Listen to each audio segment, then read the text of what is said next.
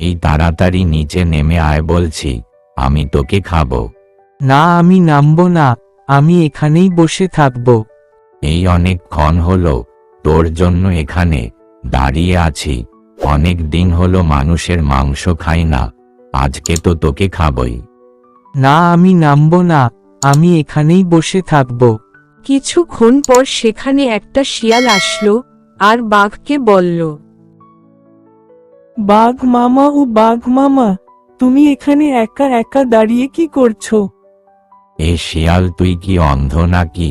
আমি এখানে শিকারের জন্য দাঁড়িয়ে আছি। কিন্তু মামা, তুমি এখানে কি শিকার করছো? আমি তো কিছুই দেখছি না। আছে আছে, একবার উপরের দিকে তাকিয়ে দেখ, ওখানে শিকার একটা বসে আছে। আরে সত্যিই তো এই মানুষকে তুমি শিকার করছো? হে, অনেক দিন হলো মানুষের মাংস খাই না, তাই আজ আমি এই বেটাকেই খাবো। তখন শিয়াল মনে মনে ভাবল, এই বেটা তো একদিন আমাকে সাহায্য করেছিল, একে যে করেই হোক বাঘের হাত থেকে বাঁচাতে হবে। আরে মামা, তুমি যাকে শিকার করছো একে ধরতে ধরতে তুমি তো না খেয়ে মরবে। তবু এই বেটা গাছ থেকে নামবে না। তুমি এক কাজ করো, তুমি কিছু একটা শিকার ধরে খেয়ে আসো। আরে শিয়াল, তুই তো ঠিক কথাই বলেছিস। আমি সকাল থেকে এই গাছের নিচে দাঁড়িয়ে আছি, কিন্তু এই বেটা তো কিছুতেই নিচে নামছে না। হে মামা, তাই তো বলছি, এ বেটা নিচে নামবে না।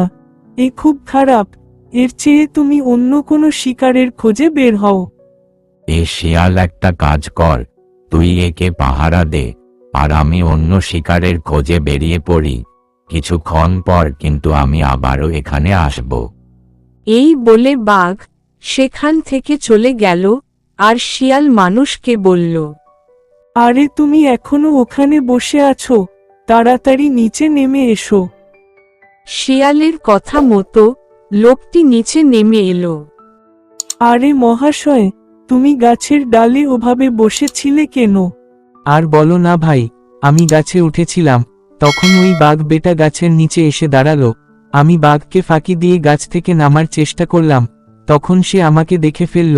তখন থেকেই আমাকে খাবার জন্য এই গাছের নিচে দাঁড়িয়েছিল, আর আমিও ওখানে বসেছিলাম। হে, বুঝলাম, তোমার অনেক ধকল পোয়াতে হয়েছে। তুমি এবার বাড়িতে যাও, আর শোনো, এখানে কিন্তু আর মনের ভুলেও আসবে না। হে, তোমাকে অনেক ধন্যবাদ, তোমার কথা আমি সারা জীবন মনে রাখব। কিছুক্ষণ পর বাঘ সেখানে ফিরে এলো আর উপরের দিকে তাকিয়ে দেখে লোকটা সেখানে নেই। তখন বাঘ রেগে মেগে বলল, এই শিয়াল মানুষটা কোথায় গেল? আমি তো তোকে এখানে পাহারা দেওয়ার জন্য রেখে গিয়েছিলাম। বাঘ মামা, আমি তো ভালোভাবে পাহারা দিচ্ছিলাম, কিন্তু কখন যে ঘুমিয়ে গিয়েছিলাম নিজেও জানি না।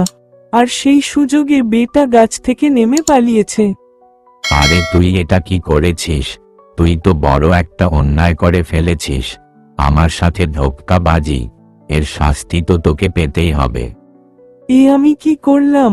ওই বেটাকে বিপদ থেকে বাঁচিয়ে এখন আমি বিপদে ফেসে গেলাম। মামা, এখানে আমার দোষটা কোথায়? তুমি যেমনটা বলেছিলে আমি সেই মোতাবেক পাহারা দিচ্ছিলাম, কিন্তু কখন যে ঘুম এসে গিয়েছিল আমি তা জানি না। অবশ্যই তোর দোষ আছে। এখন আমি তোকে খেয়ে আমার খিদে মেটাবো। বাঘের মুখে এই কথা শুনে শিয়াল তো লেজ তুলে দৌড় দিল। বাঘও শিয়ালকে ধাওয়া করল। হায় বন্ধুরা, আমাদের এই ভিডিও কেমন লেগেছে? ভালো লাগলে অবশ্যই লাইক দিবে, কমেন্ট করবে, আর আমাদের ইয়ান টিভি 24 চ্যানেলটি সাবস্ক্রাইব করবে।